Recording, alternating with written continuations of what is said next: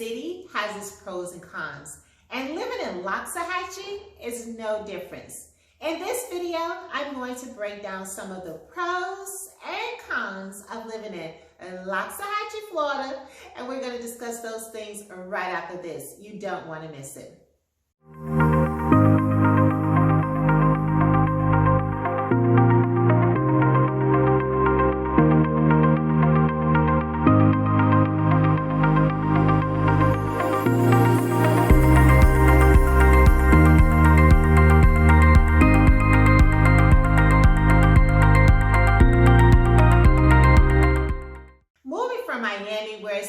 People never slept, it was always a party, to moving to Loxahatchee, where to this day, I don't believe I saw a public bus.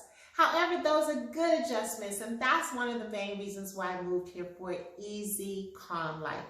So on this video, we're going to talk about the pros and cons of Loxahatchee. And depending on who you talk to, those pros and cons may look a little different. I'm so glad you guys are here with me today on this video. Let's jump right into it. My pro number one is that the homes in Loxahatchee usually sits on about an acre of land. This is great for families that's looking for more bang for their buck, and also families that's looking to have large animals or start a farm or even cultivate your own land to raising your own fruits and vegetables. Loxahatchee is perfect for that. Number two, the schools in Loxahatchee is amazing. We have 4 elementaries, 2 middle school, and 1 high school. And these schools offer choice programs which help students start to think about their future and start working towards their particular profession. My third pro about living in Loxahatchee is no HOA restrictions. It doesn't matter what color house you have. It doesn't matter if you have a gate or no gate. It doesn't matter if you have an SUV or RV or a tractor. Those things do not matter in Loxahatchee. There's no HOAs whatsoever. However, just recently, there are 2 new communities, one called Westlake and the other that's called Arden, which do have HOA requirements and fees. My fourth thing about Loxahatchee, it's not uncommon to see golf carts, dirt bikes, horses on the road. Yes, I said horses on the roads. Many horse owners still ride their horses on the road today, which I absolutely love.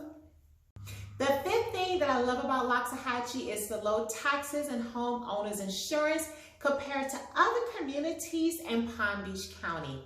The sixth thing I love about Loxahatchee is the proximity of nature preserve and how close we are to the urban lifestyle if we really wanted to adventure outside the box. See, in Loxahatchee, we don't have the Walmarts, the Targets, the CVS, but if we want to get to those things, we can definitely drive to Wellington, Royal Palm, or even West Palm Beach to get those items that we're looking for.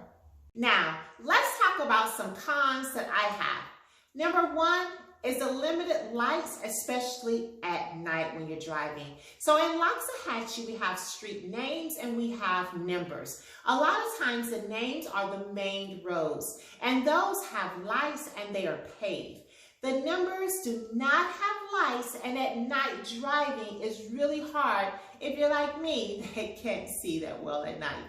So that is definitely a con for me. My con number two, in Loxahatchee, there's not enough sidewalks for the kids to ride their bikes or skateboard.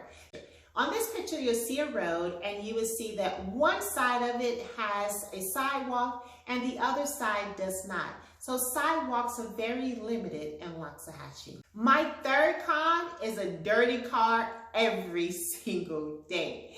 Because again, the roads are not all paved. When you leave down your road, you have that white residue that sticks onto your car. So if I'm showing houses in Loxahatchee, that's okay, I don't need to explain. But if I'm going to Wellington, West Palm Beach, Miami, or even Broward County, I always have to stop and get my car washed before heading to my first appointment. And to me, that's definitely a con. My fourth con of living in Loxahatchee It's not enough sit-down casual restaurants. My family and I love to eat out a lot, and I think we've tried all the restaurants here in Loxahatchee. It would be nice to have a nice variation of restaurants to meet all of those taste buds. But again, right now we have limited restaurants in Loxahatchee.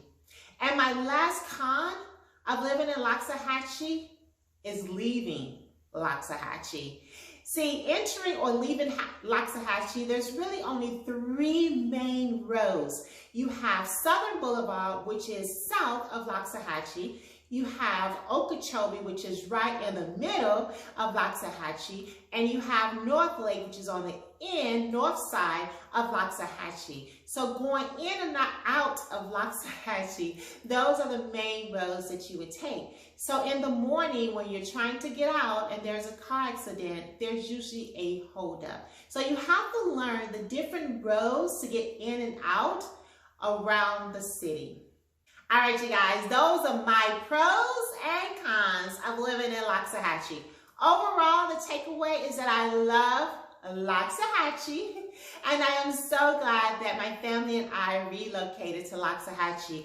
I cannot say one real bad thing about Loxahatchee at all. The people are very friendly, very family oriented. They say hello, yes ma'am, and I like that. It's very country, and I think I enjoy that.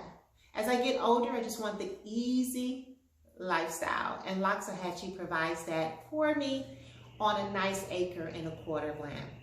All right, you guys, until the next video, be blessed and have an awesome and an amazing day. Bye-bye.